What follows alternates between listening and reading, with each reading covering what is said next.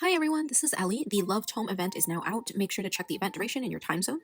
Per usual, I have the link to the official patch notes announcement as well as the link to our community Discord server in the video description. So before we get started, I just want to mention that I have a Twitter account dedicated to Lovebrush Chronicles. If you're interested, check out the video description and pinned comment.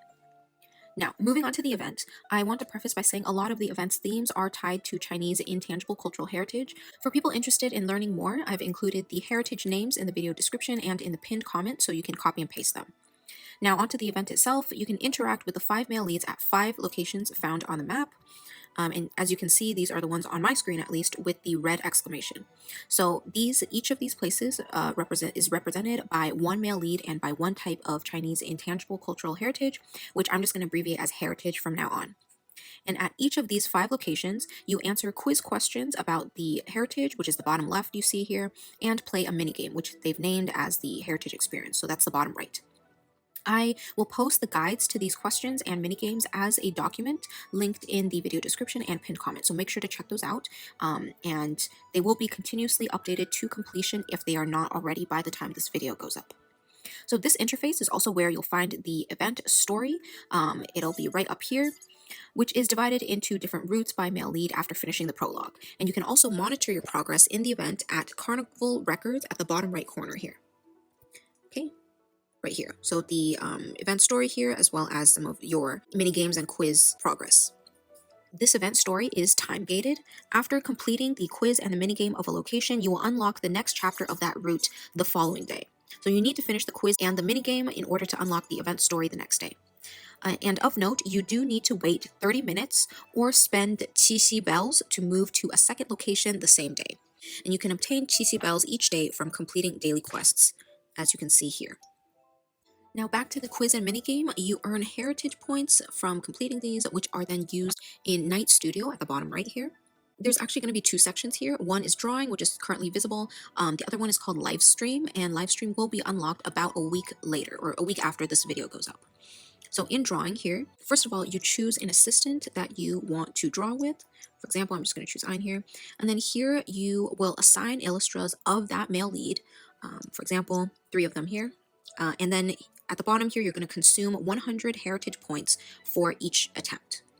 So each drawing takes 6 hours to complete at baseline, but Love Tome SSRs will reduce this by 2 hours, and then the other SSRs by 30 minutes. It's also important to mention that each SSR can only be used once.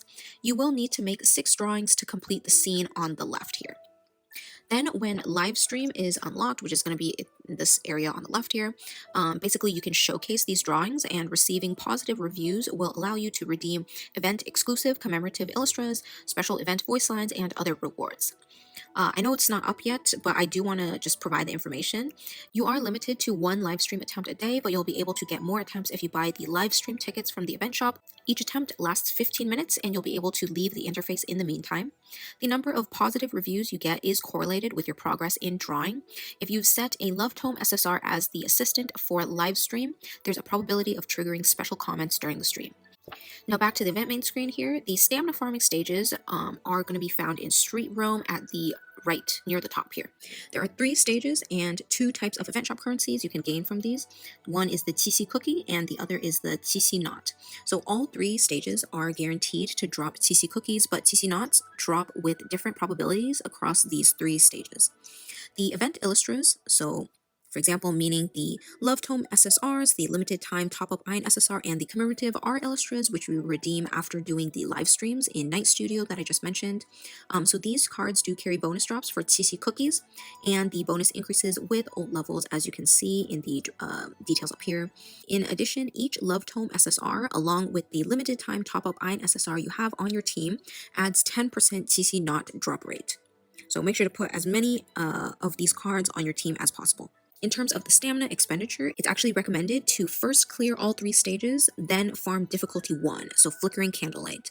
And this is credits to the calculations made by a CN server guide making team I've listed in the pinned comment. Now moving on to the event shop, which is Carnival Bazaar here. There are 2 event shops this time, each using a different type of currency as previously mentioned, so the Qixi cookies here and then the Qixi knots here. For the profile items, the event avatar is obtained from login day 2, and the event avatar frame and 2 date backgrounds.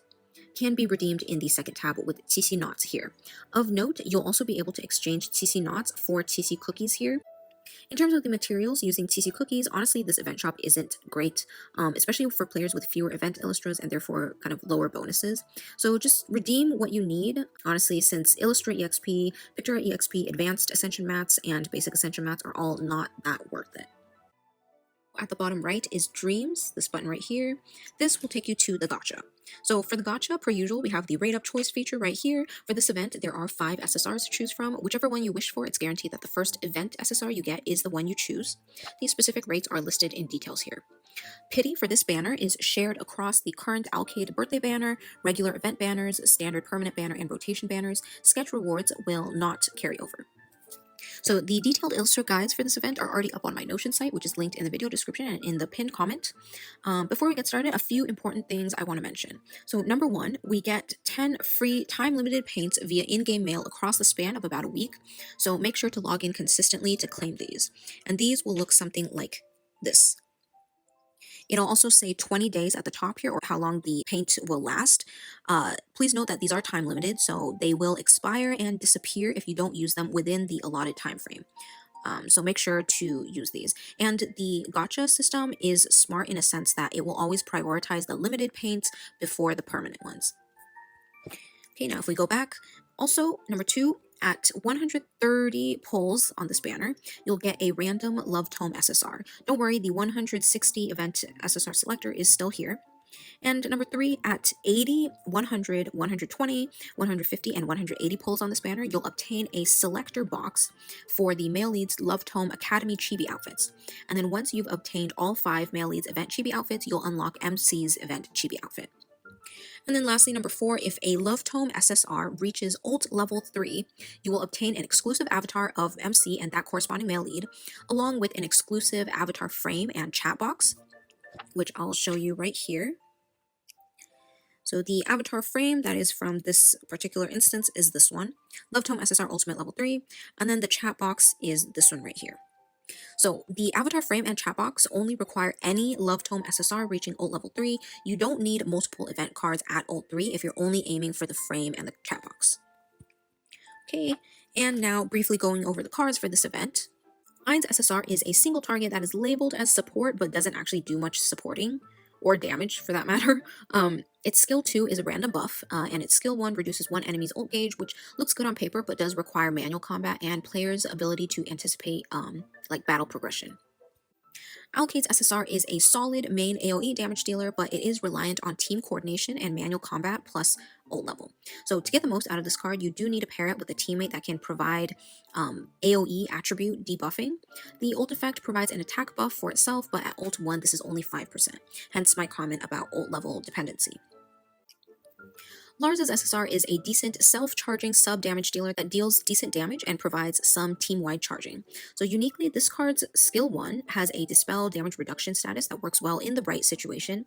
I'd also say this Illustra is somewhere between a charging Illustra and a damage dealer, as it does a bit of both, but neither that well. Clarence's SSR is a decent supportive single target that deals decent damage and provides good single target utility. Notably, its skill 2 is both aggressive and defensive in the form of buffing attack and also granting dodge status, and its ult effect can disable one enemy's ult for 1 turn. This card is better suited for manual combat in high difficulty content. Cael SSR is a tanky healer that notably provides probability team-wide resurrection. It performs better in emergency situations and in high difficulty content, meaning manual combat, and you'd want to pair this card with a teammate that can provide effect hit rate buffing. So in terms of the pull recommendation, first of all, I want to remind everyone that there's an exclusive avatar you obtain when a Love Tome SSR reaches ult level 3, so that's something that you may want to consider. In terms of combat only, first I recommend pulling Alkaids if you're lacking Alkaid AoE damage. With that said, in my opinion, this card either should be left at ult level 1, or 3 for the profile stuff, or whatever level it naturally ends up being, or should be fed all the way to ult level 6. My hesitation with recommending people to feed Enlightenments is that there will be better Alkaid AoE cards in the future, possibly even relatively soon depending on global schedule. And second, Lars's card is nice if you're lacking Lars AoE damage. Third, Clarence's card can be a nice support, however, it's single target and therefore less preferred compared to AoE utility cards. And lastly, or last but not least, Cael's is good to pull if you don't own an SSR healer, but do note that it is more geared towards manual combat. And with all that said, make sure to check out my detailed Illustra guides and SSR planning guides on my Notion site. In terms of the Pictura, there is no new Pictura set released with this event. Okay, and also there are a couple more important announcements before I want to end the video. First of all, you can purchase Love Tome outfits from the shop, and then Love Tome pack, and then Love Tome here. This one right here. There's actually only one pack this time that provides the outfit, which is the 15, or I'm not sure where you're watching this from, but it's the $15 US pack. It's a limit of 5 purchases, and each box contains 1 Love Tome outfit selector, plus 1 Love Tome background, plus 10 paints. In addition to the 5 date backgrounds you can select from the box, there are 2 date backgrounds that are obtained from the event shop, which I already mentioned. And then second, there is a time-limited top-up going on for the duration of this event, which you can find in event at the bottom, and then Love Tome top-up here. So in addition to like material rewards, you'll get the limited time top-up Ayn SSR, Moment of Fun, when you reach 3,280 points, 4,880, 5,880, 6,880, and then 8,880. And the 8,880 does provide 2 copies here. So the detailed Illustra guide for this card and placement in my SSR planning guide are already up on my Notion site, but just a quick summary, it's a decent main AoE damage dealer that hits lower HP enemies harder and provides some utility. There isn't much about this card that particularly stands out, honestly, but it has particularly good damage output when the ult effect is triggered, and you want to place this Illustra in slot 3. In my opinion, it's not worth topping up just to grab extra copies unless you're already planning to spend that much. And also a reminder to please spend responsibly. The next important announcement is that the birthday outfits from the first year are rerunning, and you can find that in shop, pack, newbies only. These are the ones right here. Alright, and then lastly I want to mention some important system updates. I'm not going to mention all of them, there's just too many, but here's a few notable ones. So number 1, about a week from now, you'll be able to download HD versions of the Illustras from the game. I believe they're doing this in batches, so you may need to be a bit patient for the one you want to download. Number 2, they're adding a nickname system, which you can access in profile and here. The first one is free, but after that, each name change costs 280 diamonds. And then number 3, they've optimized and expanded various codex features like quick select, the capacity here, and also ultimate batch upgrade, like this. So basically, if there are numerous cards where you can update the ultimate level, you'll find them all displayed here. And then number 4, they've optimized the claim all feature for daily and weekly quests. So tapping claim all again, so for example, if I tap it once, it just does the regular thing. But if I tap it again, it'll claim the progression bar rewards at the bottom here. And then also number 5, they've released the 60 FPS setting, which you can find here. And if you want the complete list of system updates, do actually read the patch notes. And also finally, if you've been having issues with Twitter game authorization, you'll find temporary solutions also at the bottom of the patch notes. And just as a reminder, that's linked in the video description. Okay, and so that'll be all for the video. Please make sure to check the pinned comment for important information, and please like and subscribe. Thank you.